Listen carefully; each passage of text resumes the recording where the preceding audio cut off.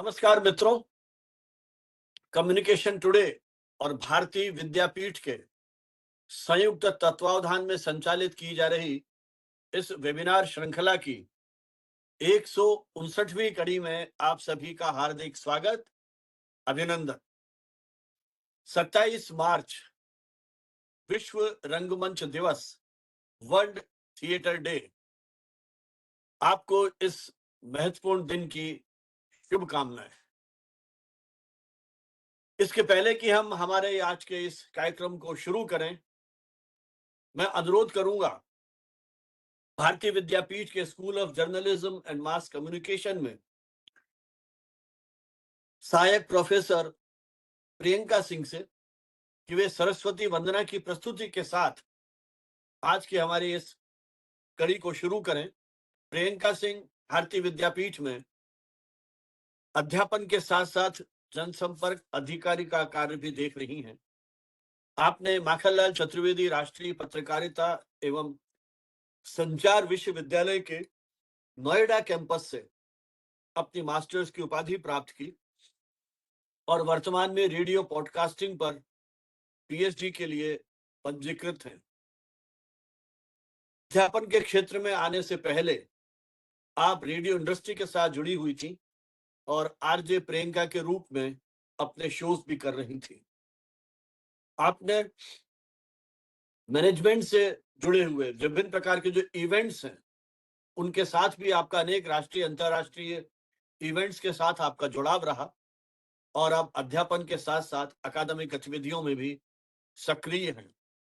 और हमारी इस वेबिनार श्रृंखला में आप शुरू से जुड़ी हुई हैं और इसका जो पूरा तकनीकी और अकादमिक पक्ष है उसमें आपका महत्वपूर्ण योगदान है। मैं आपसे अनुरोध करूंगा कि आज सरस्वती वंदना की प्रस्तुति के साथ हमारा एक कार्यक्रम शुरू करें। Priyanka Singh. So thank you so much. Let's begin this 159th webinar by taking the Lord of Mars Saraswati, by remembering Mars Saraswati. So let's begin. इतनी शक्ति हमें दे न दाता, मन का विश्वास कमजोर होना, हम चले रास्ते पे हमसे कोई होना। इतनी शक्ति हमें दे न दाता, मन का विश्वास कमजोर होना, हम न सोचे हमें क्या मिला है, हम ये सोचे कि अब क्या है दर्पण, फूल खुशी के बाटे सभी को, सबका जीवन ये बन जाए मधुबन, अपनी करुणा का जल तू बहा दे, कर दे पावन हर के मन का कोना, हम चले रास्ते पे हमसे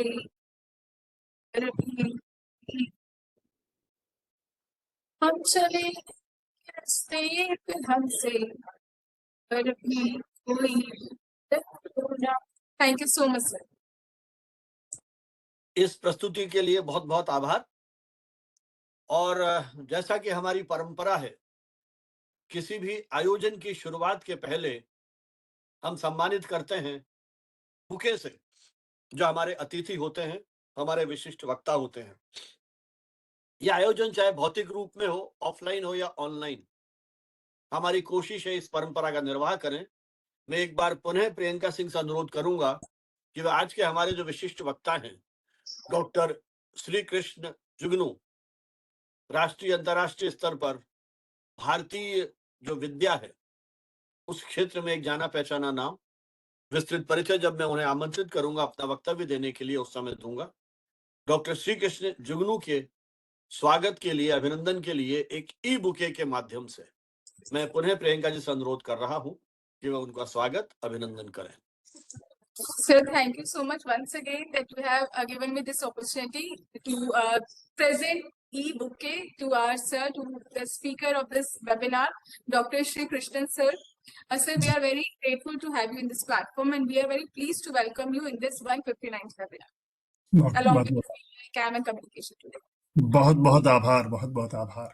एक छोटा सा अभियान, विनम्र प्रयास, पिछले 4 वर्षों से अधिक का समय हमारी कोशिश की मीडिया संबंधी, भारतीय संस्कृति से संबंधित जो महत्वपूर्ण मुद्दे हैं, उन पर एक चर्चा की जाए, एक अभियान चलाया जाए।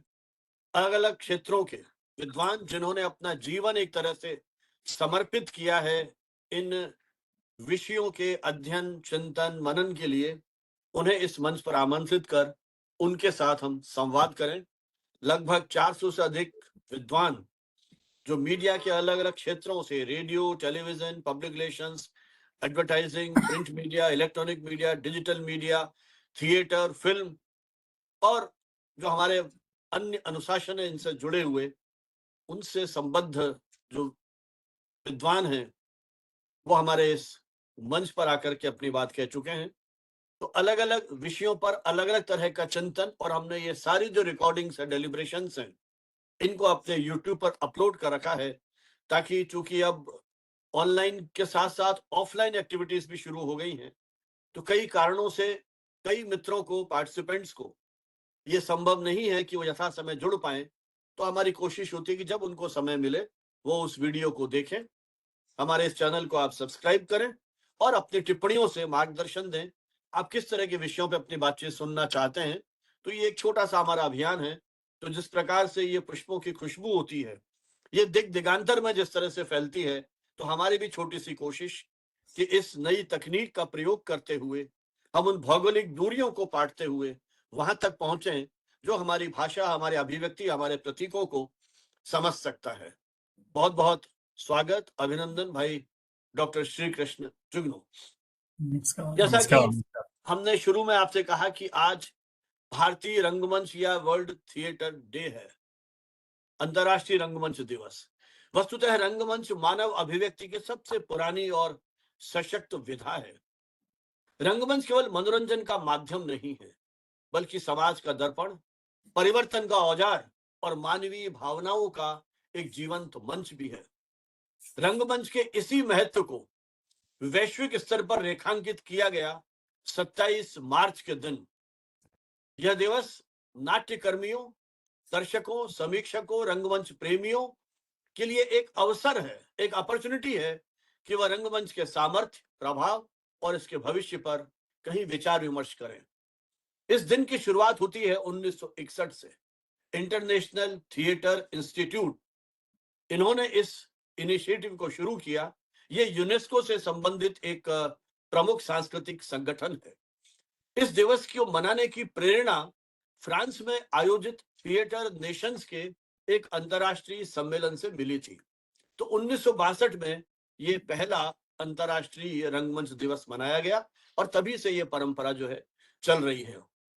एक बहुत अच्छी परंपरा यह है कि हर वर्ष इसी दिन दुनिया के किसी एक प्रतिष्ठित रंगकर्मी, लेखक, अभिनेता या निर्देशक को उसको एक अंतर्राष्ट्रीय स्तर पर उसका एक संदेश प्रचारित किया जाता है, जिसमें वे रंगमंच के माध्यम से समाज, संस्कृति और वैश्विक मानवीय मूल्यों को हमारे साथ साझा करते हैं। और पहला संदेश 1962 में फ्रांस के एक प्रख्यात नाटककार का लिया गया था और उसके बाद जो संदेश थे उसमें कई ऐसे नाटककार हैं और संयोग से भारत में गिरीश कर्नाड जैसे प्रख्यात रंगकर्मी को ये सौभाग्य मिला है कि उन्होंने ये संदेश दिया था। और ये संदेश अब मल्टीपल प्लेटफॉर्म के ऊपर कई भाषाओं में अनुदित होकर के प्रसारित किया जाता है। या आपको गूगल पे मिल जाएंगे, आपको जो हमारे डिफरेंट प्लेटफॉर्म्स हैं, डिजिटल मीडिया के, न्यूज़पेपर, रेडियो, टेलीविजन, एक अंतर्राष्ट्रीय स्तर पर इसको प्रचारित किया जाता है। इसका उद्देश्य क्या है? इसका उद्देश्य वस्तुतः एक वैश्विक चेतना रंगमंच के बारे में उसको बढ़ाने के लिए है। एक संवाद शुरू किया जाए थिएटर के माध्यम से। इसका अपना एक सामाजिक सांस्कृतिक महत्व है। तो उस दृष्टि से ये दिन बहुत महत्वपूर्ण है और भारत की तो अपनी एक विशिष्ट परंपरा रही है।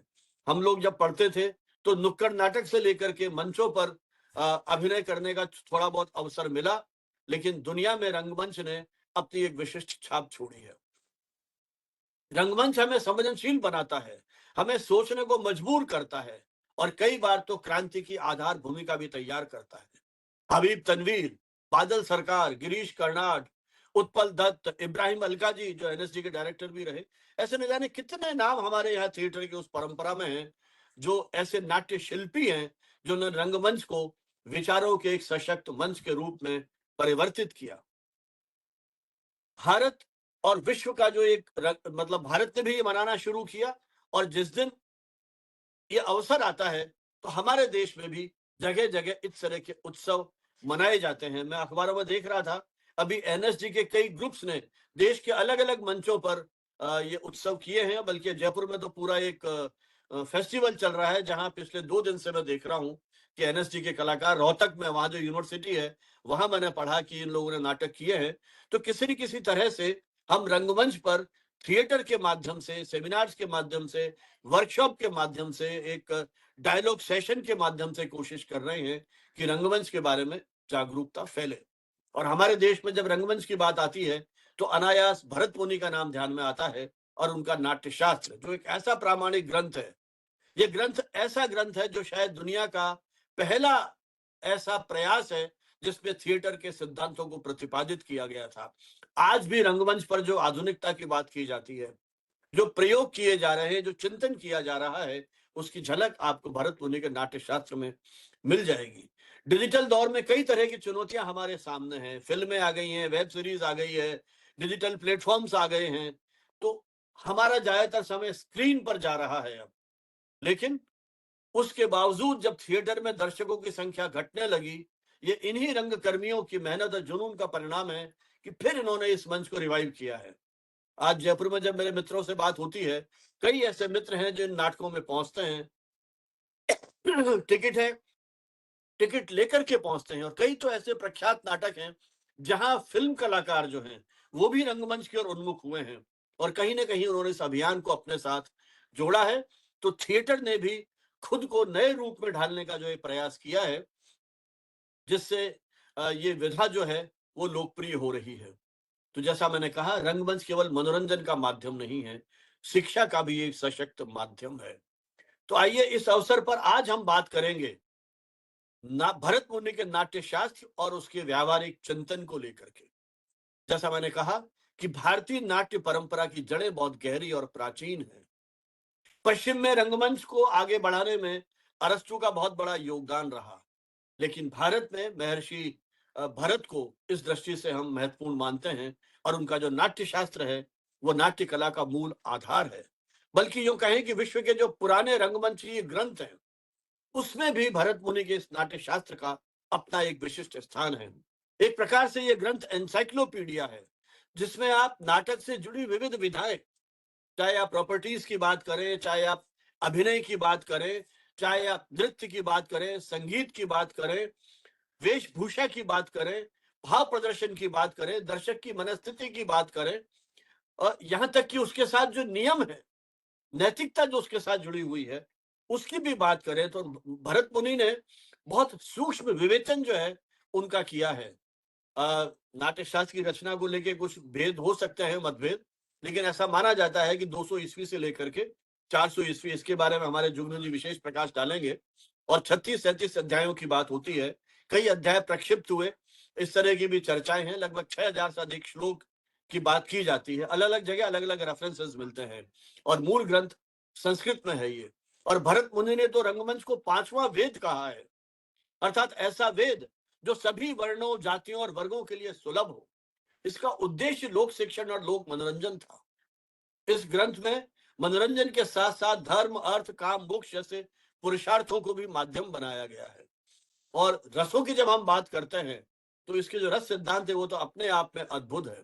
तो किस तरह से भरत मुनि ने श्रृंगार, हास्य, करुणा, रौद्र, वीर, भयावह, भयानक, विभत्स और अद्भुत, इन रसों के माध्यम से उस पूरी जो हमारी प्रक्रिया है उसको समझाया है। और कुछ लोगों ने शांत रस को भी इसके साथ जोड़ दिया है। और अभिनय के कितने तरीके बताए उन्होंने, आंगिक अभिनय, वाचिक अभिनय, सात्विक अभिनय, है ना, और आहार्य जो वेशभूषा और सज्जा है उसको लेकर के आज भी ये वर्गीकरण, चाहे हम फिल्म की बात करें, चाहे वेब सीरीज की बात करें, टेलीविजन की बात करें, उसमें कहीं ना कहीं आप देख सकते हैं। व्यावहारिकता की बात, जैसा मैंने कहा कि आज भी जो चिंतन उन्होंने दिया था वो किसी न किसी रूप में प्रासंगिक है, उस पर चिंतन चलता रहा। और हमारे विश्वविद्यालय के जो पाठ्यक्रम हैं, अब तो जब आईकेएस की बात हो रही है हमारे विभिन्न पाठ्यक्रमों के साथ जोड़ने की, तब फिर ये सब चीजें रिवाइव हुई हैं। और यूँ संस्कृत में और जो दूसरे जो हमारे ड्रामेटिक्स के कोर्सेज हैं, उनमें तो खैर इनकी बात होती ही है, लेकिन अब कोशिश ये हो रही है कि दूसरे जो विधाएँ हैं, वहाँ भी इसे कहीं न कहीं इसको पढ़ाया जाए, ताकि हमारी जो पूरी जो पुरानी कल्चर है, उसके साथ विद्यार्थियों का कहीं जुड़ाव हो। नाट्यशास्त्र की अपनी सीमाएँ भी हो सकती हैं। कुछ आलोचक इसको मानते हैं कि बहुत शास्त्रीय और अभिजात्य परंपरा से ज़्यादा जुड़ा हुआ है, और जन नाट्य से इसकी दूरी की बात भी कुछ लोग करते हैं। और महिलाओं को लेकर के बहुत ज़्यादा बातचीत इसमें नहीं हुई है, थिएटर से जुड़ाव और उसको लेकर के, तो कुछ उसकी आलोचनाएँ भी हो रही हैं। लेकिन समग्र रूप में भरत मुनि का नाट्यशास्त्र भारतीय रंगमंच परंपरा में एक शास्त्र नहीं बल्कि जीवन दर्शन के रूप में माना जाता है। हमारे थिएटर के लिए एक पथ प्रदर्शक के रूप में माना जाता है, और उसकी जो व्यावहारिकता है, आज भी रंगमंच से जुड़े कलाकार जो हैं, उनके लिए एक प्रेरणा का आधार बनता है। इसलिए नाट्यशास्त्र को जानना केवल अभिनय सीखना नहीं है, बल्कि स्वयं को जानने की बात है। तो ये अपने आप में एक महत्वपूर्ण प्रश्न है। पिछले वर्ष भी हमने इस अवसर पर इसकी बात की थी, और आज फिर हम इस पर चर्चा कर रहे हैं कि किस तरह से भरत मुनि के नाट्य शास्त्र ने हमारे इस पूरे युग को प्रभावित किया है। और आज हमारे साथ विशेषज्ञ के रूप में जो जुड़े हैं, मेरे बहुत ही आत्मीय मित्र और जिनसे मेरा बहुत पुराना लगभग 3-4 दशक का अनुभव है, और संयोग से मेरे पिताजी के ये शोधार्थी भी रहे। उनके निर्देशन में उन्होंने पीएचडी की उपाधि भी प्राप्त की, तो तभी से मेरा इनके साथ संवाद होता रहा है। श्री कृष्ण जी का शिक्षा और अनुसंधान के क्षेत्र में बहुत महत्वपूर्ण योगदान है। एक इंडोलॉजिस्ट के रूप में इन्होंने राष्ट्रीय अंतर्राष्ट्रीय स्तर पर अपनी एक विशेष पहचान बनाई है।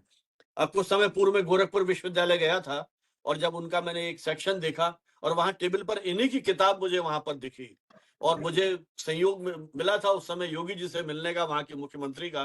तो मैंने जिक्र भी किया इनका कि साहब वो जुगनू जी जिनकी किताब यहाँ है आप ही की, क्योंकि वो जो संप्रदाय गोरखनाथ संप्रदाय को लेके योगी जी बहुत ज्यादा एक तरह से कमिटेड हैं उस यूनिवर्सिटी में। तो उसका जिक्र मैंने किया, तो वे स्वयं व्यक्तिगत रूप से उनको जानते थे, और उन्होंने तो जुगनू जी को पुरस्कृत भी किया था। तो एक तरह से राजस्थान का नाम रोशन इन्होंने देश में किया है। तो भारतीय विद्या विषयक पांडुलिपि आधारित ग्रंथों के वैज्ञानिक संपादन और अनुवाद के लिए जुगनू जी ने अंतर्राष्ट्रीय स्तर पर अपनी पहचान बनाई है। मौलिक, संपादित और अनुदित लगभग 250 पुस्तकें आपकी प्रकाशित अब तक हो चुकी हैं, और उसमें से कई ग्रंथ आपके मराठी और अंग्रेजी में भी ट्रांसलेट हुए हैं। चित्तौड़गढ़ जिले के एक छोटे से गांव आकोला में आपका जन्म हुआ था, लेकिन आपको जो विरासत में जो चीज मिली है, वो है वो पूरा एक अकादमिक माहौल। आपके परिवार की कई पीढ़ियां एक तरह से रचना धर्मिता के साथ जुड़ी हुई थी, कहीं न कहीं साहित्यिक संस्कार उनको बचपन से ही मिल गए। इसी कारण से शब्दों का चबेना, पुस्तकों को खिलौना लेकर के आप बड़े हुए, और काव्य के छंद, रस, ताल, गुण, भाषा, भाव और अलंकार जैसे बीन सप्तक को आपने अपने व्यक्तित्व के साथ साधा।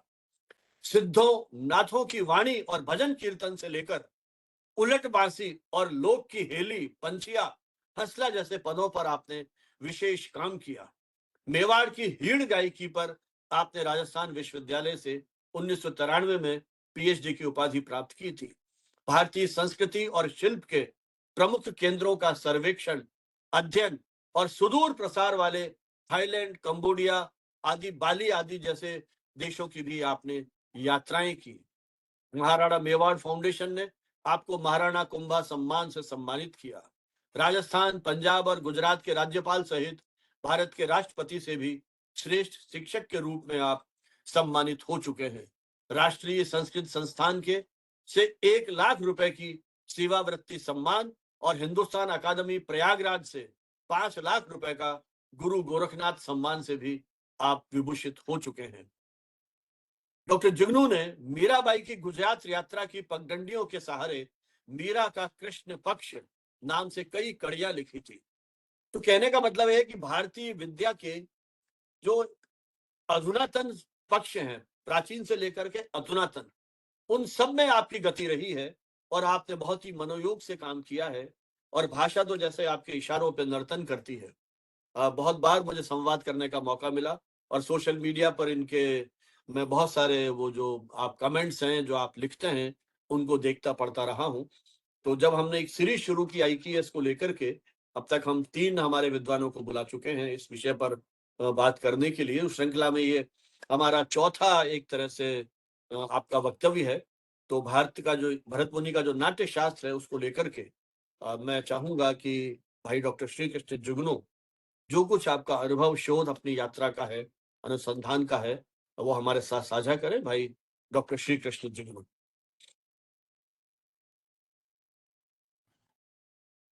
नमस्कार करता हूँ। एक बेहतरीन अवसर, अच्छा दिन, आज रंग तेरस है और नाट्य को हम लोग रंग उत्सव के रूप में भी जानते हैं। तो आज रंग तेरस है। आज दिन आपने चुना। मैं फ्लाइट से उतरा ही था इंदौर और फोन आया भाई साहब का कि मुझे 2 मिनट, क्योंकि नंबर अज्ञात था, आपने जो मुझे जोड़ा।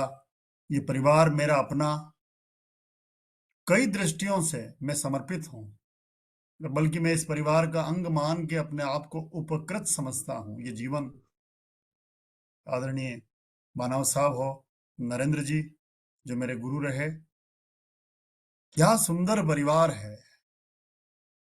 और आदरणीय भानावत साहब यानी महेंद्र जी भानावत साहब, हम दोनों यदि मिल जाते तो वो लोक में रहे और मैं श्लोक में रहा। लोक और श्लोक की जो जोड़ी थी, संदर्भ कहीं भी ढूंढने थे, आधी रात में भी कोई संदर्भ की बात आती कि साहब पट चित्र कहाँ मिले, फड़ कैसे बनी, तो आप देखिए कितने संदर्भ एक साथ। मैंने कभी मुझे ये ढूंढना नहीं आता, ये वीडियो वगैरह, बस ये कि किताबें मेरी रुचि में रही, जो पुस्तकों का चबीना है जैसा आपने कहा। तो मैं तो प्रणाम करता हूँ, ये एक अच्छा अवसर के लिए मुझे अवसर दिया। और ये जो रंग कर्म दिवस है आज, विश्व नाट्य दिवस, इस पर कुछ बात कहने के लिए मुझे मौका दिया। मैं अपनी बात सीधी ही शुरू करूं, उससे पहले मैं भानव साहब को यानी डॉक्टर महेंद्र जी भानावत को याद करना चाहूंगा, जिन्होंने राजस्थान के लोक नाट्य परंपरा को सबसे पहले चिन्हित किया, रेखांकित किया और उसको काम किया। इतना सुंदर काम। और वो वहां पहुंचते हैं जहां संसार की सबसे पुरानी पहाड़ी, यदि अरावली को मानते हैं, पर्वतमाला, उस पर्वतमाला में बसी हुई जो सबसे पुरानी जाति है, समुदाय है, भील समुदाय, बहुत सम्मानित समुदाय, उनके पास वो विरासत है जो गवरी के नाम से जानी जाती है। मैं चर्चा करता रहता था डॉक्टर साहब से कि इतनी पुरानी चीजें आपने कैसे ढूंढी, कैसे कुछ हुआ। जब मैं भीम बेटका देख रहा था भोपाल की, तो मैंने वो सेई का शिकार करते हुए लोगों का वो जो देखा, या वो शहद कैसे प्राप्त करता था पुराना आदि मानव, वो मैंने चित्रित की हुई पेंटिंग्स वहां देखी, तो मुझे लगा कि ये सब खेल गौरी में है। गौरी संसार का सबसे पुराना लोक नाटक, जिसको हम जनजातीय नाटक कह सकते हैं, और एक नहीं, उसमें 40 से अधिक नाटक। और गौरी इतना परिपक्व नाटक, जहां हमारी बहस होती थी तो मैं अक्सर उनसे कहता था डॉक्टर साहब से कि ये भरत से ज्यादा पुराना है, क्योंकि भरत केवल 4 पात्रों की बात कह के रह जाते हैं, देव पात्र, दानव पात्र, मानव पात्र और पशु पात्र, जबकि गौरी में 2 पात्र और जुड़ते हैं, जलचर और खेचर। भौरा पूरा पात्र है, भ्रमर भौरा पूरा पात्र हो गया आता है, और मगर जो कालुकीर का खेल है वहां आता है, तो 6 पात्र हो जाते हैं। तो ऐसी कई सारी चीजें उनकी स्टडी में रही।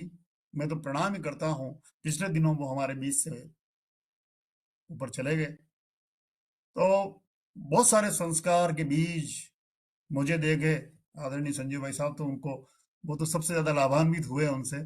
लेकिन मैं भी पीछे नहीं रहा। इस देश की कई सारी यात्राओं में वो एक ऐसे नाट्यकर्मी। अच्छा, कई भी, मैं जब आपके घर था जयपुर में, तो जो ढाल लिखते थे वो 6 ढाला, तो वो ढाला क्या है यानी लय, खुद गा के सुना देते हैं। ऐसा व्यक्ति, वो नाट्य के जीवंत मूर्ति, उनको मैं स्मरण करता हूँ। और पिताजी को भी याद करता हूँ, जिनका बड़ा स्नेह मेरे पर रहा। और ये जो कम्युनिकेशन टुडे, आप बहुत सुंदर जो एक यज्ञ शुरू कर रखा है, उसकी आहुति बड़े श्रम के साथ आप देते हैं। और भारतीय विद्यापीठ, इन दोनों ने जो ये आयोजन किया, मुझे याद आता है भरत मुनि का योगदान। संसार में, जैसा आपने भी कहा भी था, कि सबसे परिपक्व विधा है रंगमंच, नाट्य। और जब अरस्तु उधर अपनी रंगमंच की बातें कर रहे थे, यूनान और ग्रीक, और बल्कि मिस्र में भी हमें वही पात्र नजर आते हैं जो चित्रित पेंटिंग्स वगैरह मिलते हैं, अवशेष मिलते हैं। तब दक्षिण एशिया में सबसे समृद्ध परंपरा लोक की रही। और ये चूंकि भीमबेटका और कनेरा के चित्र, कनेरा घाटे के, और भी कई जगह हम लोगों ने जब जब भी चित्र, पूरी आप देखिए बिजोलिया से लेके बूंदी तक, जो 34 किलोमीटर की रेंज में संसार की सबसे बड़ी पर्वत मालाओं में जो शैलाश्रय या बल्कि भित्ति चित्र हैं, शैल चित्र, उन शैल चित्रों में हरे रंग का प्रयोग है, और वो बड़े नाटकीय अंदाज में। तो मुझे लगता है कि इस क्षेत्र में नाटक की परंपरा विश्व के अन्य क्षेत्रों से ज्यादा प्रामाणिक है। हम राजस्थान वाले और मध्य प्रदेश वाले इस बात पर गर्व कर सकते हैं कि शिकार के दृश्य हों, चाहे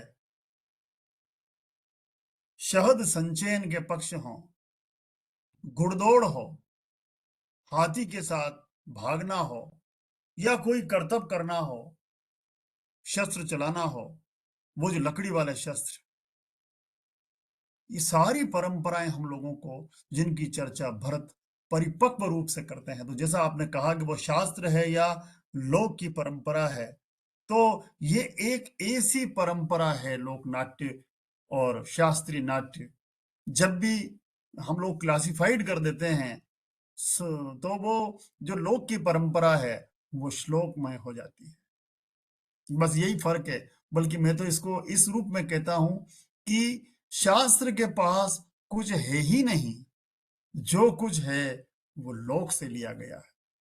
बस चूंकि उन्होंने थोड़ा वैज्ञानिक तरकीब से बात शुरू करते हैं, तो अपने को लगता है कि ये थोड़ा क्लासिफाइड है, या बल्कि वर्गीकृत है, कोटिकृत है, या इसको अल्फाबेटिक कर लिया गया है, अनुक्रमिक कर लिया गया है। तो अपने को लगता है कि ये, चूंकि पहला प्रयास वो नाट्य शास्त्र में ही हुआ, और जिन लोगों ने नाट्य शास्त्र को वास्तव में पढ़ा है, देखा है, जाना है, तब ये लगता है कि यार इसमें शास्त्र को किस रूप में इंजेक्ट किया गया है। मैं बहुत बड़ी बात कह रहा हूं ये, कि लोक की जो परंपराएं थी, उनको कैसे शास्त्रीय रूप दिया गया। ये स्वरूप, ये पड़ाव और ये सोपान हम लोगों को नाट्य शास्त्र में देखने को मिलते हैं। एक ऐसी परंपरा है नाट्य शास्त्र की, जहां वो बात लोक से करते हैं भरत मुनि, और कहते हैं 100 पुत्र भरत के। फिर आप देखिए लोक में किस तरह से सृजन धर्मियों के अपने अपने आग्रह हैं, आज भी है, कि साहब यहां हम लोगों को पितामह डालना है, क्योंकि सारे ज्ञान भगवान ब्रह्मा ने दिए। ये भारत की मान्यता है, ब्राह्मणों का अपना ये कथन है। तो लेकिन भरत यहाँ ये ध्यान रखते हैं, और वो इस बात का संकेत देते हैं कि वहां यदि पितामह का संकेत है, तो वो पितामह ब्रह्मा नहीं, बल्कि वो जिस विद्या का जिसने प्रवर्तन किया है वो उसका पितामह है। कितनी सुंदर बात। वो पितामह केवल ब्रह्मा नहीं, जिस विद्या का जिसने प्रवर्तन किया वो उसका पितामह है, चाहे वो वेद हो, लोक वेद, चाहे वास्तु हो जो विश्वकर्मी विद्या है, चाहे भाषा हो, नृत्य हो, अलंकार हो, काव्य हो, परिधान विद्या हो। अलंकरण की विद्या जब वो बात करते हैं तब मैं डूब जाता हूं कि विश्वकर्मा के पास, क्योंकि विश्वकर्मी शास्त्र में अलंकरण विद्या अब नहीं बची है। तो यदि नाट्य कलाकार वो अलंकार जो पहनेगा सर से लेके पांव तक, तो वो विश्वकर्मा ने बनाए हैं। तब मेरे पास सारे ही रत्न शास्त्र आ जाते हैं, अगस्त्य से लेकर गरुड़ पुराण वाले, बरामीर वाले, कितने ही रत्न शास्त्र, ठक्कर फेरू तक के भी आ जाते हैं, रायण परीक्षा। तो मुझे लगता है इतने सारे शास्त्र हमारे पास है, लेकिन विश्वकर्मा का नहीं है। विश्वकर्मा का टेक्स्ट और मान्यताएं नाट्य शास्त्र में सुरक्षित है। नाट्य शास्त्र अपने जमाने का सबसे अच्छा संग्रह है, और संग्रह ही नहीं, समय समय पे उसमें फेर बदल, जुड़ाव और मुड़ाव होते रहे। यही कारण है कि संसार के सब ग्रंथों में जो निराला ग्रंथ है नाट्य शास्त्र है। पाठ आप एक दूसरे को मिलता ही नहीं है। मैं अभी एक छोटा सा उदाहरण दे रहा हूं आपको कि नाट्य शास्त्र में संगीत की 22 श्रुतियों का जिक्र है, उल्लेख, लेकिन यदि आप 5वीं शताब्दी का जो पंच तंत्र है उसको देखो तो उसमें भरत मुनि की 21 ही आ रही है श्रुतियां, 22 कहां से आई? आप यदि 12वीं शताब्दी के सारंगधर के जो टीका है मल्लीनाथ वाली या जो कल्लीनाथ, आगे सब बढ़ते जाते हैं, सरस्वती टीका जो भी, तो उनमें जो श्लोक उद्धृत हैं नाट्य शास्त्र के वो वर्तमान के टेक्स्ट में मिलते ही नहीं है। मैं बार बार पिछले कई वर्षों से मेरे सामने ये समस्या है कि नाट्य शास्त्र का आखिर पाठ कैसे निर्धारित किया जाए। ये इतनी बड़ी चुनौती है। और वर्तमान में जो पाठ हम लोग विश्वास करते हैं वो या तो मनमथनाथ घोष का है, ये बाबूलाल जी शुक्ला का है जो उज्जैन के थे। उन्होंने जिस तरह से मिला के हिंदी का एक पाठ तैयार किया, सब लोगों ने उसको उपयोग करके मानक मान लिया, जबकि मानक कहाँ है?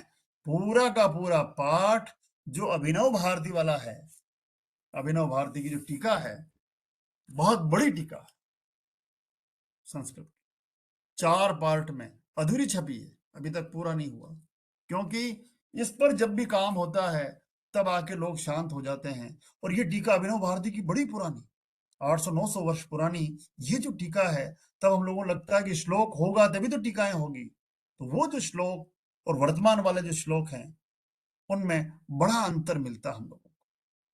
खैर, ये टेक्स्ट की परंपराएं बहुत सारी ये इसीलिए हुई कि समय समय पर नाट्य शास्त्र के जो रूप हैं, जैसा अभी भाई साहब ने कहा था, संजीव जी ने, कि इसमें इतने प्रयोग होते रहे, इसको अधुनातन करने के, आज भी वही बात थी जब हम इस विषय को तय कर रहे थे, तब उसकी प्रासंगिकता हम लोगों को, तो समय समय पर इसमें जुड़ाव होता रहा। लेकिन एक बड़ा दमदार विषय ये इसलिए रहा कि जितने पुराण हैं उनमें भी जो इंसाइक्लोपीडिया है, विष्णु धर्मोत्तर पुराण और अग्नि पुराण खासतौर से, उनमें भरत का नाट्य शास्त्र उद्धृत है। श्लोक परंपराएं, मैं जब 11वीं शताब्दी के 10वीं 11वीं तो जब सम्रांगण पे काम कर रहा था, राजा भोज के सम्रांगण सूत्रधार पे, तो उसमें जो अंतिम अध्याय था 83वां अध्याय, तो उसमें श्लोक खंडित थे ही नहीं आगे, आधे अधूरे पाठ वो वैसा इत्य पर न लभ्यते, इसके बाद हमें पाठ नहीं मिलता है, यूं करके संपादक ने छोड़ दिया था। मैं जब उसका संपादन कर रहा था तब मुझे पता चला कि ये तो सारे श्लोक भरत मुनि से संबंधित हैं और नृत्य से संबंधित। जब नाट्य शास्त्र तो याद आ गया एकदम से कि ये सारे के सारे टेक्स्ट नृत्य के हैं और नृत्य में भी कर्ण के हैं। ये वो कर्ण हैं जो मूर्तिकला के रूप में काम आते थे। तंजौर का यदि बृहदेश्वर मंदिर देखा हो तो एक पूरी दीवार पर 108 नृत्य के कर्णों के चित्र हैं। दक्षिण में 4 मंदिर हैं ऐसे जहां पर करण यानी नाट्य शास्त्र के जो मूल अंग है, नृत्य के रेचक अभिरेचक, जैसा अभी आपने कहा था, अभिनय की सारी मुद्राएं, खासतौर से मुद्राएं, उनके आयुध, उनके अंग संचालन, उनकी स्थितियां, उनकी अंग भंग अति भंग जो भी कुछ थी, वो सारे के सारे जो करण मिला के वहां मूर्तिमान कर रखा था, अभी है। तो ये देखिए आप, किसी का ये ध्यान उधर नहीं गया। जब हम लोग स्टडी कर रहे थे इसमें, तो मुझे कहा यार पाठ अधूरा है, तो हमने कहा कि इसको हम नाट्यशास्त्र में ये पाठ उपलब्ध है और सम्रांगण का पाठ पूरा कर देंगे। तो इस एक ग्रंथ के सहारे, और यही बाद में जब मैं तांडव पर काम कर रहा था, अपराजित प्रच्छा के जो 1230 की थी, वो उसमें भी 9 तांडवों के नाम आए और आगे वर्णन इत्य परे न लभ्यते, तो पाठ खंडित था, तब भी नाट्यशास्त्र हम लोगों के काम आया। नाट्यशास्त्र आज हम कोई भी उदाहरण दें, मैं ध्यान चाहूंगा विश्व रंगमंच दिवस पे, क्योंकि रंगमंच एक ऐसी विधा है जिसमें जीवन आता है, जीवन के सारे रंग आते हैं, सारे प्रयोग, सुबह उठने से लेकर रात को सोने तक, जन्म लेने से मरण तक, ये सारा संसार को यदि हमने नाट्य कहा है, तो भरत इसीलिए प्रणाम करते हैं कि जो कुछ हम लोगों को देखने को मिलता है, उसको हम एक कालावधि में, जो महाकाल की अवधि है, बड़ी अवधि, उसको एक छोटी सी अवधि में हम बांधते हैं। तो मुझे इसलिए प्रसंग याद आते हैं कि भरत के पास बांधने के लिए क्या कुछ था, सारी ही विद्याएं, शिल्पियों ने उस सारी विद्याओं, क्योंकि मंदिर, आप देखिए हम लोग केवल मंदिर में मूर्ति के दर्शन करने जाते हैं, और आजकल तो दर्शन भी नहीं होते और आपको बाहर निकाल दिया जाता है, तब हम लोग क्या देखेंगे, ये मंदिर, इसका शिल्प कैसा है। मंदिरों के शिल्प में भारत के प्रत्येक, IKS आजकल चलता है शब्द हम लोगों के पास, भारतीय ज्ञान विज्ञान की चर्चा, जो रयण परीक्षा से शुरू होती है, जो कल्पसूत्र से शुरू होती है, जैन कल्पसूत्र से, जो नाया धर्म कहां से शुरू होती है। मैंने जब इनके उदाहरण दिए थे जयपुर में पिछले दिनों, तो मुझे लगा इन सारे विषयों को चुन चुन के भरत मुनि ने नाट्य शास्त्र को कितना सुंदर प्रारूप दे दिया, और उसके बाद कितने सारे मित्रों ने, उनके परिवार के, क्योंकि वो तो मानते हैं कि 100 जने तो मेरे साथ हैं ही, भरत के 100 पुत्र हैं और क्या क्या प्रयोग कर रहे हैं। उसके बाद महाराणा कुंभा तक, कुंभा की बहुत सुंदर पुस्तक है जिसका अर्थ इन दिनों मैं कर रहा हूं, नृत्य रत्न कोश। इसमें 5 कोश हैं, और एक कोश जो है इसका वाद्य रत्न कोश, वो पिछले दिनों हमारा भोपाल से प्रकाशित भी हुआ, वाद्य रत्न कोश। तो इसमें ये नृत्य रत्न कोश बाकी था। तो आप देखिए पूरा का पूरा नाट्य शास्त्र एक अलग छंद के रूप में हम लोगों को कुंभा के समय में मिल जाता है। एक बहुत सुंदर ग्रंथ है, वो है रामचंद्र गुणचंद्र प्रणीत नाट्य दर्पण, नाट्य दर्पण, जो आबू में लिखा गया, राजस्थान में बड़े प्रयोग हुए, 10 रूपक जो धार में लिखा गया। इन लोगों ने कितनी सारी चीजें हम लोगों को दे डाली नाट्य के शास्त्र। इस पूरे क्षेत्र में नाटक को किस रूप में देखा गया, भरत मुनि को किस रूप में जाना गया, कई बार तो मुझे लगता है भरत मुनि इसी क्षेत्र के हैं, क्योंकि वो आबू से लेकर चंबल नदी तक जो भाषा बोली जाती है वो ओकारांत है, होरे कोइया, वो जो एक प्रयोग वो दे देते, संकेत देते हैं, तब मुझे लगता है संसार का पहला भाषा वैज्ञानिक अध्ययन जो है, किस क्षेत्र में कौन सी बोली बोली जाएगी और वहां के लोग कौन सी बोली बोलेंगे। भरत ने वो सब नियम दिए जो हम लोगों को कालिदास, भास, जो भी अपने को नाटक मिलते हैं, जहां भी अपने को नाटक मिल जाते हैं, वही रूप जिनकी चर्चा आगे चलकर राजशेखर करते हैं काव्य मीमांसा में। भाषा आम कलाकार जो है वो कैसी बोलेगा, वो लोक की भाषा बोलेगा, वो प्राकृत बोलेगा। प्राकृत यानी प्रकृत, जो नेचुरल है, स्वाभाविक है, स्वदेश भाषा है, वो बोलेगा। लेकिन जो बड़ा नायक है वो अपनी बात संस्कृत में कहेगा। कितनी सुंदर परंपरा नाट्यशास्त्र। मुझे तो लगता है कुछ बातें जो मैं जल्दी जल्दी सुनाना चाहता हूं, बहुत सारी बातें मैं बोल दूंगा, लेकिन जो मैं कहना चाहता हूं वो रह न जाए कि धनंजय कृत 10 रूपक में भी अनुकरण को महत्व मिला है, जबकि शारदा तनय के जो संदर्भ हैं उनमें तद्रूपता को प्रधानता दी गई है। अनुकरण और तद्रूपता दोनों ही अत्यधिक समानार्थी हैं। एक शब्द किसी चरित्र की चारित्रिक विशेषताओं का अनुगमन करने का लक्ष्य लिए है, तो दूसरा शब्द किसी चरित्र के स्वरूप में लीनता का परिचय देता है। इसी कारण सामान्यतः नटों की जो प्रस्तुति थी, नटन, नटराज, नटराज शब्द शिव के लिए भी है और कृष्ण के लिए भी है। जो लीलाएं हैं सारी, मैं आपका ध्यान चाह रहा हूं, थोड़ा गंभीर विषय आ जाएगा इसमें, क्योंकि नाट्य उस रूप में हम लोग केवल देखते हैं और मनोरंजन करते हैं। संसार में किसी भी धारा को, किसी भी विचारधारा को और किसी भी पक्ष के धारा को मोड़ने के लिए सबसे बड़ा, मैं इसको स्टेरिंग कहता हूं नाटक को, क्योंकि आप दिखाएं लोगों का मन बदल देगा। आज लोकतंत्र में जिस तरह से भाषण से मन बदले जाते हैं, मन फेरे जाते हैं, उस जमाने में नाटक केवल इसलिए नहीं कि वो मनोरंजन करें। भरत मुनि इस बात पर जोर देते हैं, और यहां मैं आपका ध्यान चाहूंगा और वापस गौरी की तरफ ले जाऊंगा आपको, जो राजस्थान की समृद्ध परंपरा है।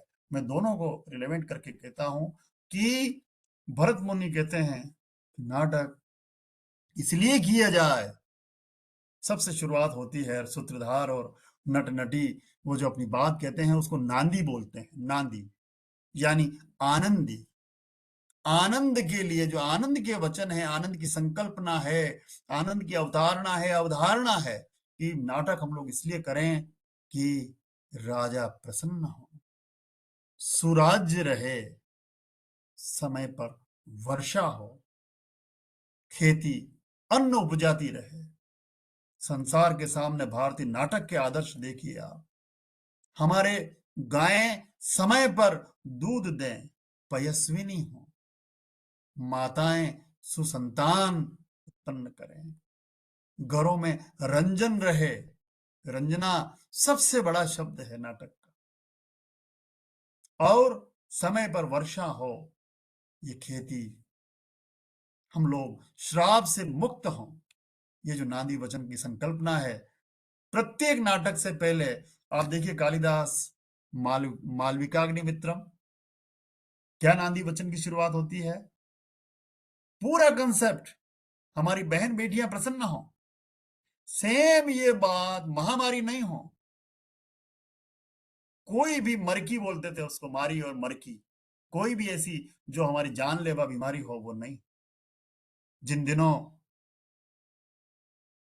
कोरोना का काल था, आप देखिए कोरोना के काल के दूसरे ही साल बाद 2022 मई में कोरोना समाप्त हुआ लगभग, हालांकि असर अब भी बांधते हैं, लेकिन जो मई 22 के बाद 22 में मेवाड़ में सबसे अधिक गौरी का प्रचार, लोग झूम उठे इस देश से महामारी चली जाए। सेक्टर 14 उदयपुर का मैं वो दिन कभी नहीं भूल सकता, 14 तारीख की थी उस दिन, तो सेक्टर 14 और 14 तारीख और 14 गौरी के दलों ने एक साथ नृत्य किया, गौरी रमी। उद्देश्य क्या था? लोग प्रसन्न रहें, घर घर में पयस्विनी गायें हों, वही उद्देश्य। यदि गायों पर बीमारी आती है, यदि प्रजा में कोई बीमारी आती है, तो गांव के लोग मिलके और गौरी वालों को, जो भील समुदाय के महान नायक हैं, उन सब लोगों को इकट्ठा करते हैं, भाई अब तो यार कुछ अच्छा करो, हमारी बहन बेटियां भी प्रसन्न रहे। तब वो गौरी का व्रत लेते हैं, वही नांदी वचन जिसको शास्त्र में किस रूप में बांध दिया गया और यहाँ लोक में किस तरह से है। हमारी प्रसन्नता बनी रहे, महामारी चली जाए, सुराज रहे। कितना सुंदर पक्ष नाट्य शास्त्र केवल शास्त्र में आ गया इसलिए नहीं है। आज तक जिस रूप में नाट्य शास्त्र हमारे बीच है, तब मुझे लगता है भरत मुनि जो कुछ कह गए वो उस समय तो कहना ही था, लेकिन इस समय भी वो रिलेवेंट, क्योंकि सब आदमी चाहते। आज हम लोग केवल मनोरंजन तक सीमित रह गए हैं, नहीं, संभव ही नहीं है। समाज को बदलने का समा। और गौरी उस स्थान पर जरूर जाएगी कि मेरी बहन बेटियों की शादी कहाँ हुई है, और वो बहन बेटियों के घर तक खुशी लेके जाती है, त्योहार लेके जाती है। उन्हीं दिनों में तो राखी का पर्व आता है। राखी के दूसरे दिन से, ठंडी राखी के दिन से मेला शुरू होता है ना। जो भाद्र, जो कृष्ण प्रतिपदा है, राखी के एक ही दिन बाद, तब वो 40 दिन का व्रत लेके,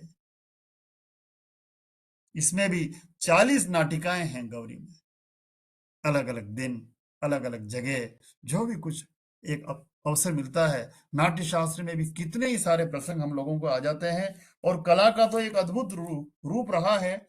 मैं आगे बढ़ रहा हूं, ये एक नटवरी कला है।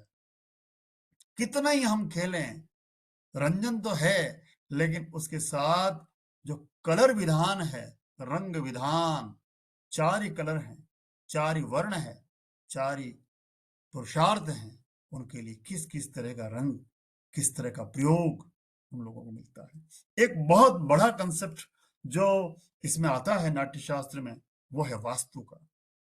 कि प्राचीन काल में, संयोग देखिए आप, हम लोगों के पास एक झालावाड़ की जो पुरानी नाट्यशाला थी, वो अच्छे ढंग से बनी, और कुछ और नाट्यशालाएं जो गुजरात में थी। गुजरात का तो उल्लेख 1304 की एक ग्रंथ है, उसमें हम लोगों को मिल जाता है कि वो भरत के निर्देशानुसार नाट्यशाला का निर्माण किया गया था, रंगभूमि। वैसे रंगभूमि हमारे यहाँ जो अखाड़े होते थे उसको भी रंगभूमि कहते थे। पहलवान से जो लड़ते थे, एक दूसरे को पटकने देते, वो भी रंगभूमि है। अखाड़ा, अखाड़े में रंग में आ जाना, मेरे संग देख लूंगा तेरे को, वो जो एक रंगभूमि, वो भी। लेकिन यहाँ रंगभूमि, क्योंकि नाटक भी सबसे बड़ी रंगभूमि संसार की, तो मुझे लगता है वहां सारे प्रसंग जो नटों के हैं, सारे किस चतुराई के साथ, किस अभ्यास के साथ, सामान्य नहीं है। आज हम किसी भी नाट्य संस्थान से प्रभावित हो जाते हैं, या बल्कि ट्रेनिंग लेते हैं। रंग कर्म वो है, आज तक यदि गौरी के जो कलाकार हैं, तो जो बूढ़िया बनता है उसका बेटा ही बूढ़िया बनेगा। जो राई बनती है, गौरी, लज्जा गौरी की तरह से, गौरी जो मुंह बांध रखती है, दो दो गरीब, तो वो वही बनेगी जो उनका घर है, उसकी परंपरा वही रही है। जो हटिया बनता वही। ये जो एक कुलानुगत, जिसकी बात अरस्तु भी करते हैं, किस तरह से जो संस्कार या जो परिपक्वता है, अनुभव है, वो किस तरह से आगे आता है। भरत इसी बात को किस रूप में कहते हैं, लेकिन लोक में ये परंपरा हमारे साथ आज तक जुड़ी हुई है। तो मुझे लगता है कि हालांकि इसकी चर्चा भरत नहीं करते हैं, लेकिन 3 प्रकार के नाटक जो हम लोगों को देखने पर मिल जाते हैं, उनमें से आ जाते हैं अपन कि एक तो है घर वाले, जो जिसको हम लोग ग्रहीय कहते हैं, ग्रही, घर वाले। और दूसरे हैं पथीय, जो घर वाले हैं उसको हम घरेलू कहते हैं। जो रास्ते में हैं उसको हम गेलू, रास्ते वाले, गेला वाले, है ना, हमारी गेला में गमगी मूंदड़ी, तो वो जो गेलू यानी रास्ते या पथेई। और जो तीसरे छपरेलू यानी मंची है। ये 3 प्रकार की प्रस्तुतियां हम लोगों को यहाँ मिल जाती है। कोई भी नाटक की प्रस्तुति इन 3 के अलावा मिलेगी नहीं। सिनेमा भी उसमें आ जाता है। 3 ही प्रकार के हैं ये, जिसको हम ग्रही, पथीय। घर में बारात चली गई और जो महिलाओं को अवकाश मिल गया, तो आप देखिए उनको मुक्त होने का, और ऐसी मुक्ति मैं तो कहता हूं कि नाट्य शास्त्र ही दे सकता है। इसीलिए जिसकी बात भरत नहीं करते हैं मोक्ष की, लेकिन वो मुक्ति जब मनुष्य चले गए घर से, मानव यानी आदमी का चले गए, बारात में चले गए, वो जो मुक्ति मिलती है, महिलाएं उन्मुक्त होके 40 खेल, डॉक्टर बनाव साहब ने, महेंद्र जी ने, वो 40 ही खेल लिख दिए। हम लोग आज उनको देखने के लिए लालायित हैं। कौन सी महिलाएं हैं जो टीपणा बांचती है, पंचांग बांचती है। धार नगर सु जोशी आयो, टीपणारी जोड़ लायो। धार नगर सु जोशी आयो, टीपणारी जोड़ लायो। फेर के तो फेर बांचू टीपणो, टीपणारो अंत नी, वांचवा वाला में तंत नी। फेर के तो फेर बांचू टीपणो। कितने सुंदर पक्ष यहाँ हम लोगों के पास आ जाते हैं नाट्य के। घर के नाटक, जिसको हम लोग टूटिया कहते हैं। टूटिया इसलिए कि उसमें वाद्य नहीं होता है। संपूर्णता भरत जो 4 प्रकार के वाद्यों की बात करते थे, है ना, आनद, अवनद और सुषि और तत्, ये जो उनकी बात करते हैं, तो उसमें चूंकि वाद्य नहीं है, वाद्य तो बारात के साथ चले गए, तो वो अपने घर में जो भी कुछ टिन टान जो बजाते हैं, टूटिया उसमें एक अंग है ही नहीं, इसलिए वो टूटिया। जहां भी हम गुरा भी कहते हैं, कहीं उसको लंगड़ा नाच भी कहते हैं, कहीं जो भी, तो वो भाव वही है कि उसमें वाद्य, तो महिलाएं अपनी मर्जी से जो भी मिल गया, झाड़ू मिल गया बजा देंगे। जिन्होंने पड़ोसन फिल्म देखी है वो जानते हैं कि वहां किस किस तरह के बाजे काम में लिए थे, तब भी झाड़ू काम में लिया था राजेंद्र कृष्ण ने झाड़ू के लिए। आप देखिए, यहाँ एक पक्ष हम लोगों को नाट्यशास्त्र का इस रूप में मिलता है कि तीसरा जो पक्ष है वो घरेलू, गेलू, गौरी से लेके जो नटों के प्रदर्शन है सारे रस्ते वाले हैं, और जो छपरेलू है, माच के खेल, मंच के खेल, मंच बनाने के खेल, सारी प्रस्तुतियां इसमें आ जाती है रंगमंच वाली। तब ये हम लोगों के लिए रंगमंच हो जाता है। लेकिन रंगमंच केवल मंच ही नहीं है, घर से शुरू होता है, मंच तक पहुंचता है। एक बहुत सुंदर परंपरा नाट्यशास्त्र हम लोगों को जो जीवन के रंग है उन सब को देता है, और सारी की सारी प्रस्तुतियां हम लोगों को लाता है, और वो कहता है ये रंग एक जीवन है। पाणिनि ने अपनी बात कह ही दी थी, लेकिन नटा नाम धर्म आमनायो व नाट्यम, एक भरत जो अष्टाध्यायी बड़ी सुंदर ढंग से, आमनाय शब्द आज तक हमारे बीच है, नाट्य शास्त्र वो आमना है। बल्कि आप देखिए, भरत उस रूप तक हम लोगों को ले जाते हैं जब शैलूष की प्रस्तुतियां थी, कलाकारों को शैलूष का भी अपना एक शास्त्र रहा है। तब कितनी पुरानी परंपराएं हम लोगों के पास आ जाती है, और किस परिपक्व शैली में हम लोगों को मिलती है। एक पक्ष जो हम लोगों को बचता है कि किस तरह से ये रुचिमय महोत्सव है, उनको व्रातिक कहा गया है। इस कला का शिव के साथ संबंध हालांकि बहुत बाद का है, क्योंकि कहीं न कहीं हम लोगों को हमारी परंपराएं रही है कि यदि हमने शिव की महिमा की है तो वहां पर विष्णु की महिमा मिल जाएगी, विष्णु की महिमा की है तो इसकी महिमा भी हम लोगों को मिल जाएगी। देखिए छोटा सा उदाहरण कि मत्स्य पुराण शब्द है, मत्स्य, तो मत्स्य तो विष्णु का अवतार हुआ, लेकिन जो पुराण है वो पूरा शिव पुराण है। वामन विष्णु के अवतार हैं, एक कथा है, बाकी पूरी सब कथाएं लगभग शिव की आ जाती है, वो शिव पुराण हो गया। कूर्म विष्णु से संबंधित होना चाहिए, लेकिन कूर्म पुराण शिव पुराण है। ये सारी मुझे लगता है किस तरह से इस देश में तालमेल हुआ, और जिसको जो मौका मिला वही स्थिति नाट्यशास्त्र के साथ रही। जिसको जब जब भी मौका मिला मुझे ये बात कहनी है तो वो, लेकिन मैं वही बात दोहराना चाहता हूं, नाटक लोक की उपज है। नाटक में लोक को हम लोग कभी पृथक नहीं देख सकते हैं, और लोक को नाटक से पृथक नहीं किया जा सकता। लोकाश्रित ज्ञान को कहना एक स्वतंत्र वेद का कथन है। यह समस्या आदि भट्टाचार्य के सामने भी रही, तभी एक पृथक वेद के रूप में नाटक का आदर्श स्थापित करने का यत्न किया। और आचार्य भुवन देव कहते हैं अपराजित रक्षा में कि ऋक आदि 4 वेद तो हैं, किंतु गीत वेद 5वां है। यहां मैं आपका ध्यान चाहूंगा कि गीत वेद यानी नाट्य वेद, कई बार ये शब्द भी आता है, गान वेद शब्द भी आता है। पंचम वेद तो स्वयं भरत अपने ढंग से कहते ही हैं, ऋग वेदाद्या चतुर्वेदा गीत वेदो अथ पंचमः। ये 5वां वेद लोक अभिव्यक्ति का रूप कहा गया है। और यहाँ यह ध्यान देने में योग्य बात है कि लोक को वेद से पूर्व का प्रमाण कहा गया है। भारत में 2 प्रकार की विचारधाराएं मुझे मिलती है। एक तो ये कहता है कि ये ईश्वरीय है, ये ईश्वर की लीला है, ईश्वर निर्मित है, और दूसरे जो कहते हैं ऐसा नहीं है। तो जो ईश्वरीय मानते हैं वो तो आस्तिक हो गए, और जो ऐसा कहते हैं कि ऐसा नहीं है उनको कह दिया आप तो नास्तिक हैं। दोनों के बीच की कड़ी नाट्यशास्त्र। IKS के जितने विषय आते हैं जिनकी सूची हम लोगों को वात्सायन देते हैं, और बल्कि यशोधर जो अजमेर के जैन पंडित हैं बड़ी सुंदर व्याख्या वात्स्यायन कामसूत्र की, और कितने ढंग से वो सारे विषयों को हमारे सामने ला के रख देते हैं, एक एक विषय, सारी परिपक्वता महिलाओं की, पुरुषों की। तो मुझे लगता है कि महाराणा कुंभा ने भी वही बातें की जो संगीत राज में आई। नाट्य शास्त्र का जो मूल प्रयोजन है वो लोक हित है। वो जो मैंने बात कही वो मैं श्लोक सुनाना चाहता हूं, वो बहुत अच्छा लगेगा कि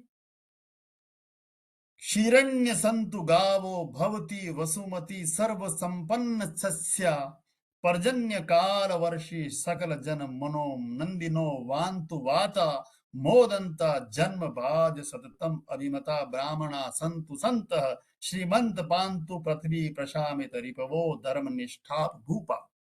ये श्लोक मैं इसलिए सुनाना चाहता हूं, बहुत सुंदर पक्ष है। हम सब लोगों को याद रखना चाहिए जो मृच्छकटिकम में आता है। इस नांदी वचन में सुखमय सौंदर्य की सुखमय कामना की गई है कि गायें प्रचुर दूध देने वाली हो, पृथ्वी सब प्रकार से धन धान्य से परिपूर्ण हो, मेघ समय पर बरसने वाले हो, सभी जनों के मन को आनंदित कर देने वाली हवाओं का संचरण हो, प्राणधारी निरंतर सुखों का अनुभव करे, आशीर्वाददायी विप्र गण उत्तम शील वाले हो, समृद्धशाली लोग शत्रुओं का विनाश करने वाले और धर्मशील शासक पृथ्वी का पालन करने वाले हों। इस प्रकार नाट्य प्रस्तुतियों के मूल में जन मन रंजन के साथ ही सौंदर्य के शाश्वत होने और निखिल पृथ्वी पर प्रसन्नता के प्रसार की कामना का विचार विद्यमान रहा है। भरत का यह भी मत है कि इससे देवता, द्विज, नृप और जन आदि को आनंद सुलभ होता है। इसीलिए ये रंजन का वेद है, जन जन के रंजन का वेद है। भावना ये भी है, ऐसा होने से कोई भी अवसर मांगलिक हो जाता है। विवाह मांगल क्यों है? उसमें कितने नाटक हैं। मेरे जो यज्ञोपवीत हुआ तब भी कितने नाटक हम लोगों ने किए। तो मुझे लगता है सारे प्रसंग जो हम लोगों को नाट्य के साथ जुड़े हैं, बहुत सारी बातें हैं। नाट्य शास्त्र ही वो शास्त्र है जिसने लोक भाषा की सुरक्षा की है। संस्कृत की तो सबने सुरक्षा की है, लेकिन लोक भाषा की प्रचुरता, प्रधानता और प्रतिष्ठा करने का जो कार्य है वो नाट्य शास्त्र ने हम लोगों के बीच में किया। कैसे संवाद बोले जाएंगे, तो जो इसमें हम लोगों को बहुत सारे पक्ष हैं। ये जो अभी आपने कह ही दिया कि वो दूसरी शताब्दी से लेके तो ईसा पूर्व से भी है, बाद नाट्य के बीज हम लोगों को पाणिनि से मिल जाते हैं। और वो लगभग, चूंकि जो क्षत्रप है, क्षत्रपों का काल है, तो उनको भी नाट्याचार्य कहा गया है। जो मंसूर का अभिलेख है जो 14वीं शताब्दी का, वहां भी वो नाट्य की परंपरा की बात करते हैं, और गुप्त काल में तो आई जाती है। तो मुझे लगता है ये एक ऐसा दौर जहां से हमें संदर्भ मिलते हैं, पर मैं उन संदर्भों को देख चुका हूं जो भीम बेटका से लेके हम लोगों को, जिनका समय है वो लगभग 10 हजार वर्ष पुराना है, 10 से लेके 50,000 वर्ष पुराना हो सकता है, अनुमान ही है हमारे पास। तो मैं ये कहना चाहता हूं कि जो नाट्यशास्त्र है उसके स्वरूप पर नहीं, नाट्यशास्त्र कभी अप्रासंगिक नहीं हो सकता। उसकी जितनी सूची है विषयों की वो बहुत लंबी, और इस पर विदेशियों ने कितना काम किया। 1826 से लेकर जो एक एच.एस. विल्सन थे, उन्होंने selected speech man of the Hindu theatre से अपनी बात कहनी शुरू की, और उसके बाद कितने लोगों ने नाट्यशास्त्र पर अपनी अपनी टीकाएं की।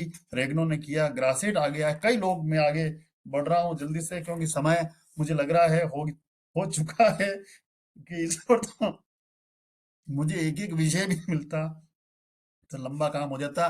भरत की अपनी परंपरा है, वो नाट्य टिप्पणी के रूप में, भरत भाष्यम के रूप में, भरत वार्तिक है, भरतार्णव है, भरतार्थ चंद्रिका है।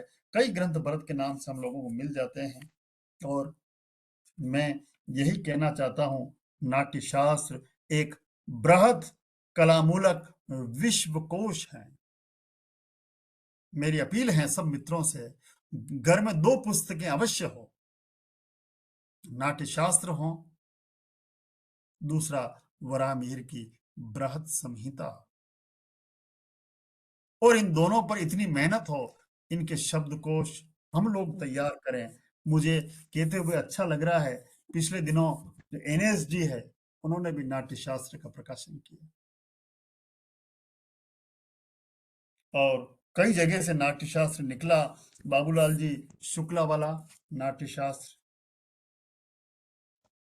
अभी पिछले दिनों अर्जुन देव जी चारण ने भी उसको पंचम वेद के नाम से हिंदी, केवल हिंदी ही दी। संस्कृत पाठ के लिए तो मैं तड़प ही रहा हूँ।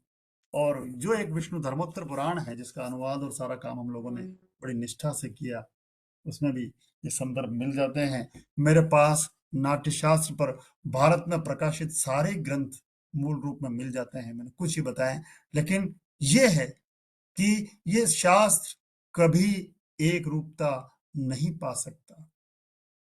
हरि अनंत हैं, वैसे ही नाट्यशास्त्र के रूप, भेद, प्रभेद, उपभेद, स्थल भेद अलग अलग मिलेंगे।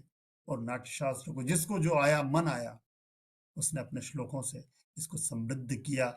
ये निरंतर विकसनशील, निर्देशन मूलक, परंपरा मूलक ग्रंथ रहा है।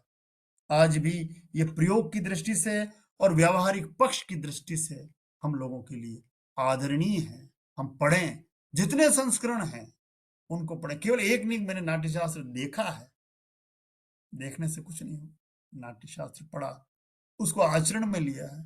पिछले दिनों जब मैं वाद्य रत्न कोश पे काम कर रहा था, तब मुझे उसके कितने ही सारे संदर्भ, जो शब्द थे, वो नाट्यशास्त्र से खोजने पड़े।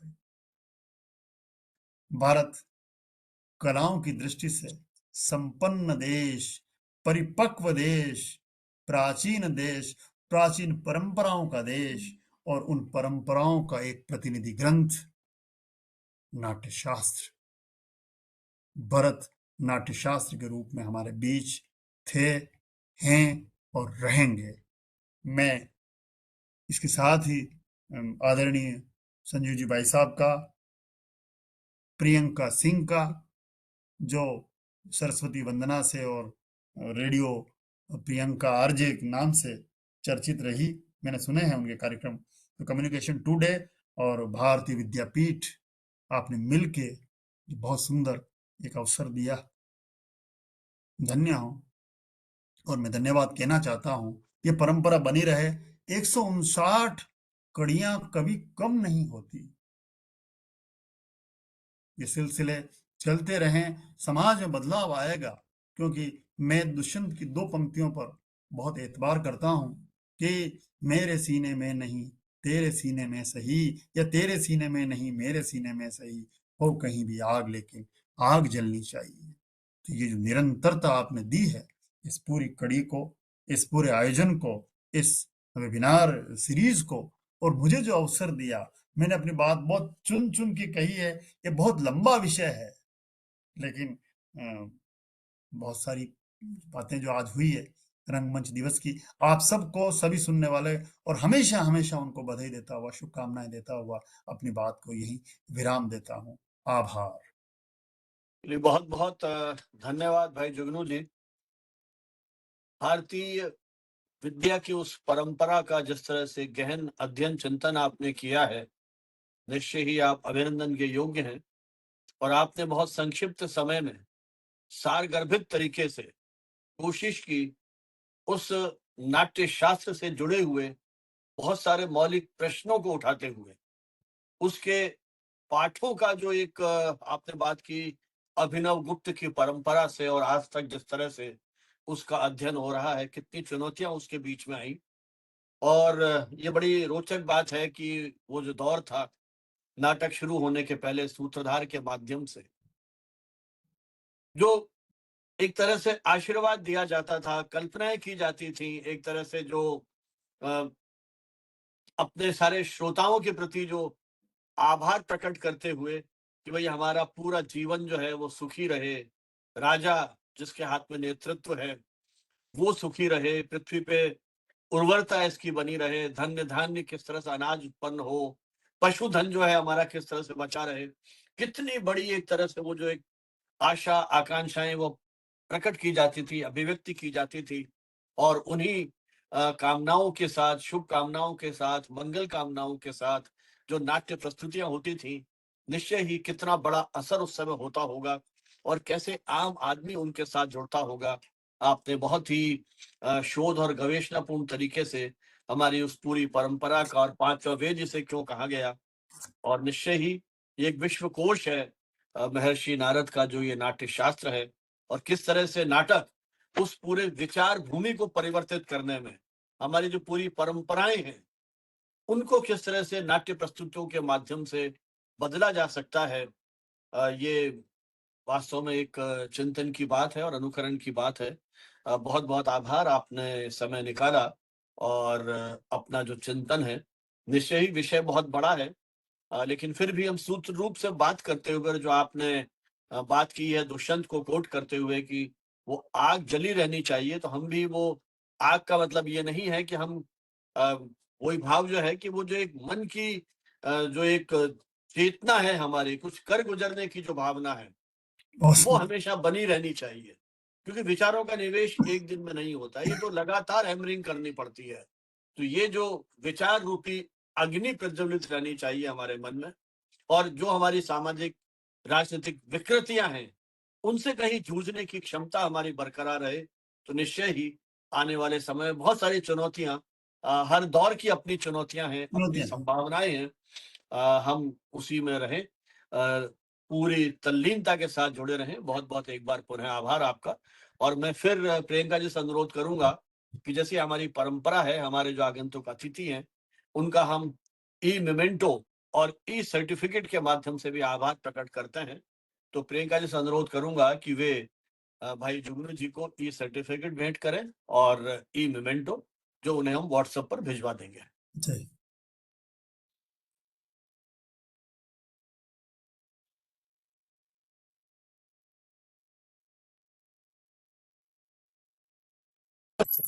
Am I audible now? Display हुआ नहीं है प्रियंका जी, अभी वो व्हाइट आ रहा है बिल्कुल। हाँ, Okay. So now it is displayed.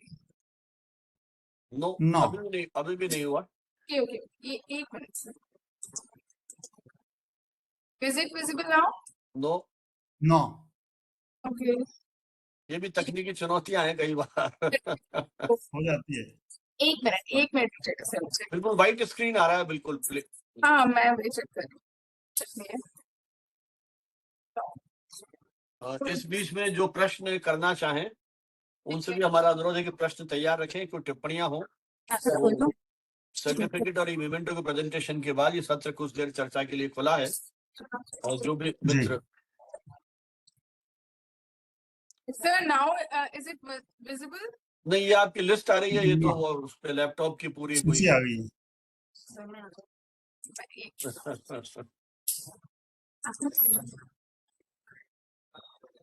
Sir, I guess now it is. हाँ, अब ठीक है। Ji, आ sir. गया। Yes, Thank you thank so you. much for being with us and sharing your in-depth knowledge on this topic, Bharat Muni Natya Shastra. Because as a journalism faculty and as a student also, research scholar, so we, all of us know that Bharat Muni को हम एक first journalist consider करते हैं। उनकी जो आदत थी चीजों को इधर से उधर ले जाने की, तो उनके वजह से उनको फर्स्ट नारद मुनि जर्नलिस्ट माना जाता है। और आपने इतने डिटेल में सारी चीजें बताई, so we are very thankful to have you on this platform. Sir, here is your e memento रह गया अभी, कब खत्म होगा?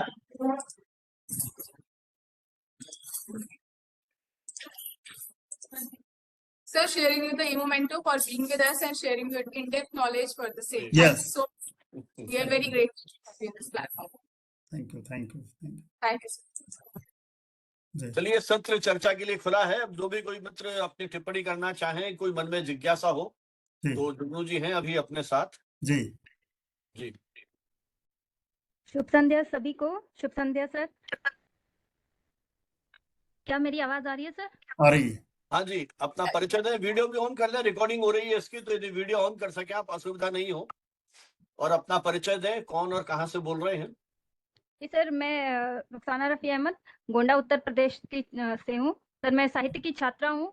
और सर से मेरा, सर पहले तो आपको बहुत बहुत धन्यवाद, इतना सारगर्भित तरीके से जो है नाट्य शास्त्र और हमारे जितने भी ये ग्रंथ हैं इन पर चर्चा करने के लिए आपका सबसे हार्दिक आभार। सर, मैं आपसे एक प्रश्न करना चाहती हूँ, पूछना चाहती हूँ कि साहित्य की छात्रा होने के नाते यदि हम नाट्य शास्त्र का संस्करण खरीदना चाहें, अपने पास रखना चाहें, तो सबसे प्रामाणिक संस्करण कौन सा है? जिसमें सबसे अच्छे तरीके से व्याख्यायित किया गया है चीजों को। ये आपका धन्यवाद रुख जी। ये कई जगह से निकला है, लेकिन एक संस्करण जो चौखंबा ने छापा है, बाबूलाल शुक्ला वाला है, उसमें संस्कृत के श्लोक भी हैं। उन्होंने बहुत मेहनत से, उन्होंने पूरी जिंदगी इसी पे लगाई और 2 पुस्तकें तैयार की, जो सागर नंदी की नाट्य लक्षण रत्न कोश है, नाट्य लक्षण रत्न कोश, जिसमें नाट्य शास्त्र से संबंधित प्रत्येक शब्द को उन्होंने उदाहरण सहित स्पष्ट किया है। जो गंभीर शब्द है, नृत्य है, रेचन है, जो भी कुछ आया ना, कितने रूप हैं साहित्य के, उसमें रस से लेके जो भेद हैं, सबको उन्होंने उदाहरण सहित पूर्ववर्ती नाटकों, जिनमें से कई नाटक तो हम लोगों को मिलते ही नहीं है, वो बाबूलाल जी ने तैयार किया, और एक जो नाट्यशास्त्र है उसको भी उन्होंने तैयार किया। तो ये जो चौखंबा से उपलब्ध है, ये तो 4 पार्ट में है,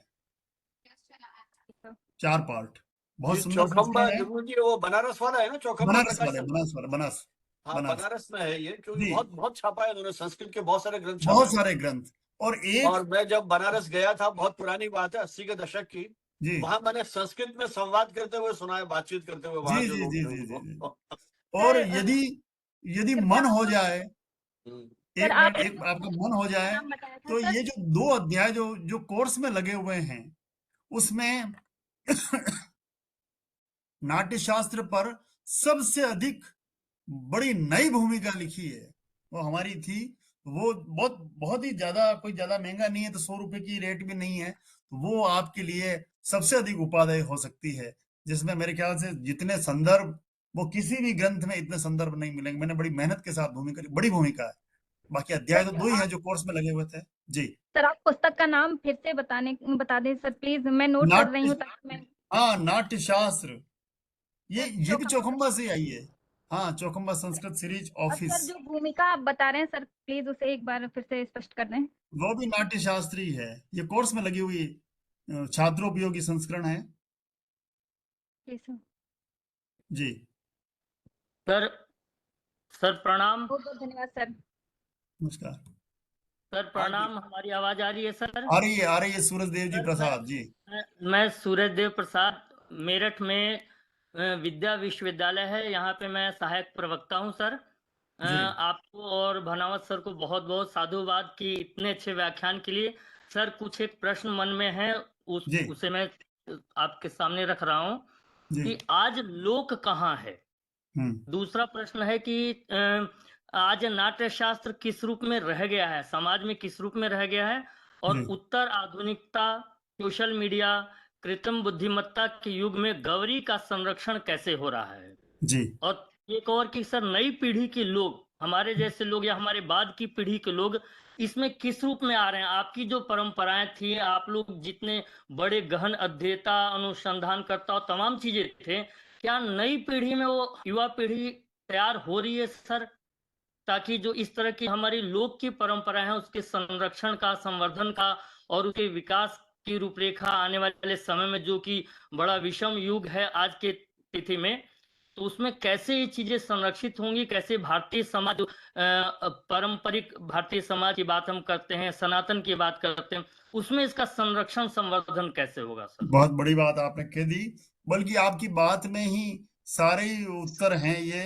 भाई कितना सुंदर पक्ष है मानव साहब कि सूरज ने जुगनू से सवाल किए हैं।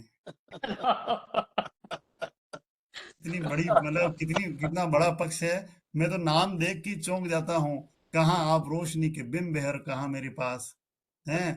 मेरी झोंपड़ी के मुकाबले आपके 7 मंजिले महल, लगता है मेरे हिस्से की धूप भी खा जाएंगे हैं। बहुत आएंगी बड़ी, सर, हमारे तक कैसे आएंगी। इतने सारे सवाल। लोक वहां है जहां अभी विकास नहीं पहुंचा है, और लोक का रूप अभिजन जहां आपको शास्त्र नहीं मिलता है। कोई भी संस्कार हुआ, लोकाचार हुआ, जो भी कुछ बात होगी ना, तब आपको तो बाहर बैठना पड़ेगा। महिलाएं करती है, महिलाओं से लोक बचा हुआ है। वो कामकाजी महिलाएं नहीं, उनसे तो पैसा बना हुआ है। जी जी जी जी सर। लेकिन जो जो कामकाजी हैं, जो घर वाली हैं, जिनके पास संस्कार हैं, संदीप भाई साहब की मम्मी शास्त्र की, घर की, सबसे पहले घर की, एक ऐसी मेरे लिए तो आदर्श थी शांता मैडम, इतनी बड़ी आदर्श, वो गीत भी गा लेती, बेटी बेटी लिख भी लेती, कॉलेज में भी पढ़ाया थी, मतलब प्रिंसिपल थी, लेकिन लोग उनके पास, सुरक्षा उनके पास, लोग से बाहर निकले ही नहीं। एक बात और जो आपने कही, गौरी की जो नाटक वो जो है, वो आज भी, मैंने इसीलिए कहा था 2022 सबसे अधिक दलों ने गौरी ली, जो लोग छोड़ चुके थे। मैं जहां से बोल रहा हूँ वो आहड़ का इलाका है, उदयपुर में आहड़ सबसे पुरानी सभ्यता आप जानते ही हैं, है ना, आहड़ सभ्यता वाली, जो आड़ा और पाड़ा ये दोनों आसपास के गांव है, पहाड़ा और आहड़, यहाँ दोनों ही जो बस्तियां हैं, उन्होंने 40 वर्ष बाद गौरी ली, यानी 50 वर्ष, आधी शताब्दी तक वो लोग ले ही नहीं पाए, लेकिन जो ही बीमारी आई उनको याद आ गया कि हमें हमारी परंपराओं से जुड़ना है। 2022 में मैंने देखा मेरी आंखों से, 23 में आहड़ वालों ने गौरी ली, इस बार भी जो 24 का जो था उसमें पहाड़ा वालों ने गौरी ली। आप देखिए, सारी, जब भी संकट आएगा ना इंसान के ऊपर, तब उसका समापन भी नाटकीय अंदाज से होगा। तालियां बजाई जाती है आज भी, ताली बजाई जाती है आज भी, कहां से लाओगे आप? हमारे पास बचाव के चरक ने सबसे पहले महामारी के लक्षण लिखे हैं, आज तक हमारे पास महामारी के नियंत्रण के लिए कोई तैयारी नहीं होती। तब यही चीजें हैं हमारे पास जो सनातन थी। मैं प्रणाम करता हूँ। प्रणाम। बहुत अच्छा सर, बहुत बहुत धन्यवाद सर, बहुत बहुत धन्यवाद। इसमें जी, बहुत जी। सारे और प्रश्नों के उत्तर भी मिल गए मुझे। जी जी जी। चलिए, और कोई मित्र? तो चलिए, इस चर्चा को अपन अब यहाँ समाप्त करते हैं, और मैं एक बार फिर आमंत्रित करूंगा प्रियंका जी को वोट ऑफ थैंक्स के लिए, कि वो जुगनू जी का आभार प्रकट करें इस सारगर्भित वक्तव्य के लिए। Priyanka ji. Thank you so much. I, Priyanka Singh from BBICAP, welcome you and present you a great thanks for being here in this platform. You have literally presented and covered very related topics to this. Natya Shastra, you have covered Natya Shastra. You have also talked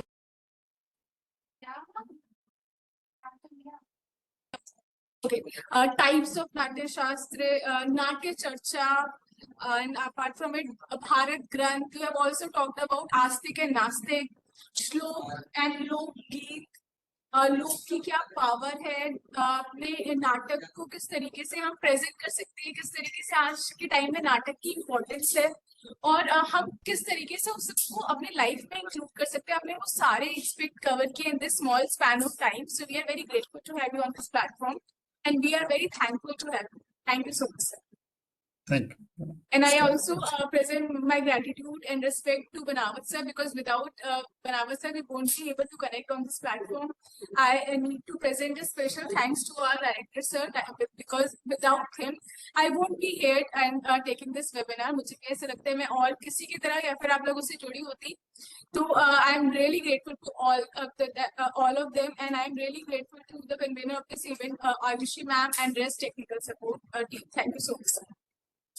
तो हमारी ओर से भी धन्यवाद भाई। बहुत बहुत धन्यवाद, की आशीर्वाद बना रहे अपने। हाँ, नहीं बिल्कुल, ये यात्रा यूं चलती रहेगी, आगे भी मौका लगा तो आपको फिर आमंत्रित करेंगे ऐसे ही किन्हीं विषयों पर।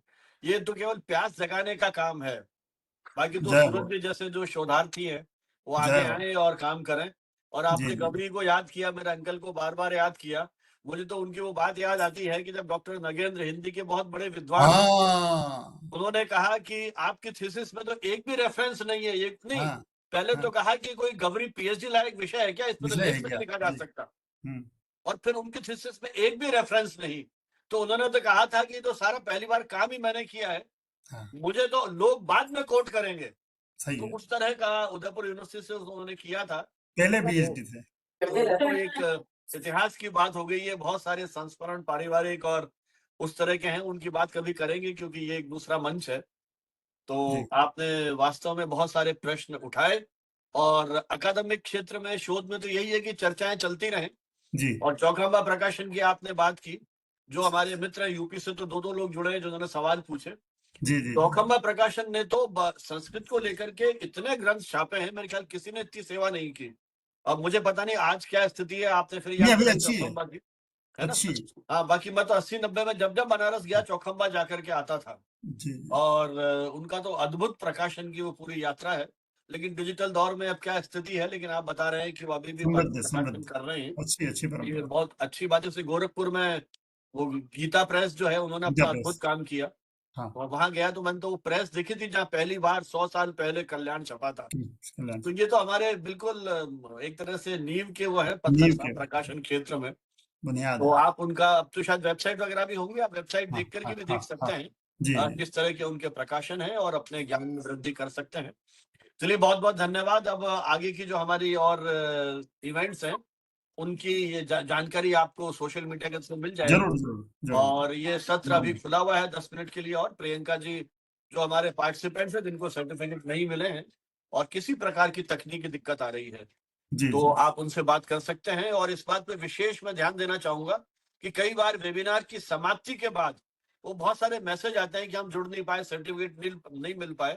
तो चूंकि ये सारा टेक्नोलॉजी का खेल है, तो बाद में हमें बड़ी दिक्कत आती है वो सर्टिफिकेट को इशू करने में।